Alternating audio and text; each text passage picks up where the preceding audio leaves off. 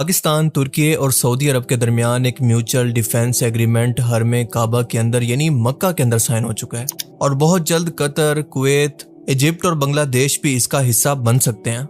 آپ اچھی طرح سے جانتے ہیں کہ ان دو لوگوں کی وجہ سے مڈل ایسٹ کا پورا خطہ جنگ اور تباہی کا منظر پیش کر رہا ہے، لیکن کہتے ہیں نا کہ دیر آئے لیکن درست آئے۔ بالکل وہی ہوا ہے، کیونکہ ان دونوں نے مسلم ملکوں کو تباہ کرنے کے لیے ایک اسٹریٹجی بنائی ہوئی تھی کہ ڈیوائیڈ اینڈ رول، یعنی توڑو اور راج کرو، یعنی ان کو تقسیم کرو تاکہ یہ کبھی بھی ایک طاقت نہ بن سکیں۔ اور یہ ڈیوائیڈ اینڈ رول چاہے شیعہ سنی مسلک کی فرقہ واریت کو ہوا دے کر ہو، یا پھر عرب اور نان عرب کی نسل پرستی کی وجہ سے ہو، یا پھر خطے کی سپر پاور بننے اور ایک دوسرے پر حملے کا خوف دلا کر۔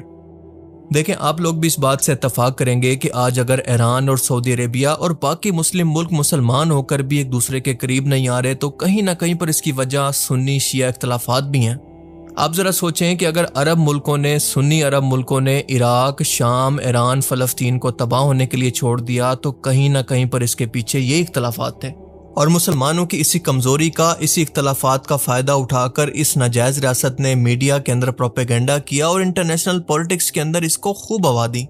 لیکن ایران، یو ایس اور اسرائیل کی جنگ کے بعد ان مسلم ملکوں کو اچھے سے سمجھ میں آ چکا ہے کہ یو ایس پر اپنے ڈیفنس کے لیے بھروسہ کرنا ان کی زندگی کی سب سے بڑی غلطی تھی، کیونکہ اس یو ایس کا مقصد تو مڈل ایسٹ خصوصاً عرب کی دولت کو ڈیفنس ایگریمنٹ اور ہتھیار بیچنے کے نام پر لوٹنا تھا، اور ان کو سیلف انڈیپینڈنٹ ہونے سے روکنا تھا تاکہ یہ مستقبل کے اندر خود کی کوئی آرمی، اپنا ڈیفنس انسٹرومنٹ نہ بنا لیں۔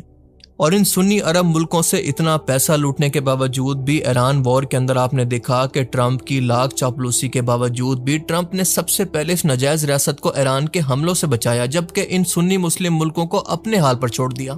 اور کھلے عام اسی ناجائز ریاست کو اربوں ڈالر کی نہ صرف ایڈ دی بلکہ اپنے ایڈوانس ترین ڈیفنس سسٹم بھی اس کو دیے، اپنے فائٹر جیٹ بھی، جو کہ اب تک کے سب سے ایڈوانس F-35 ہیں، اس کو دیے، مطلب اس کی ہر طرح سے مدد کی، لیکن ان سنی مسلم ملکوں کو اکیلا چھوڑ دیا ایران کے رحم و کرم پر۔ اس وقت بھی لوگ اس ایگریمنٹ کے بارے میں یہ کہہ رہے ہیں کہ یہ اس خطے کے اندر بہت بڑی ڈیولپمنٹ ہوئی ہے، لیکن پڑوسیوں کے ہاں کچھ ایسا سوگ کا ماحول ہے۔ کیا ہو گیا تمہیں؟ کیوں نہیں بول رہے ہو؟ کچھ تو بولو، کچھ تو بولو بھائی۔ لیکن ذرا فرنٹ پکچر سے ہٹ کر براڈر پکچر دیکھیں تو دراصل یہ حالات ہمیں یہ بتاتے ہیں کہ یہ امام مہدی علیہ السلام کے لشکر کی تیاری ہو رہی ہے۔ رسول اللہ صلی اللہ علیہ وسلم کی وہ حدیث مبارکہ یاد کریں جس کا مفہوم ہے جب آپ نے فرمایا کہ یہودی اور نصرانی جن کو آپ نے رومن کہہ کر مخاطب کیا، یعنی کفار، تمہارے خلاف اپنا اتحادی یعنی ایک بڑا لشکر لے کر جنگ کریں گے، اور اس خونی ترین جنگ کو جنگ ہرمجدون، الملحمۃ الکبریٰ یا پھر آرمگیڈن بھی کہتے ہیں۔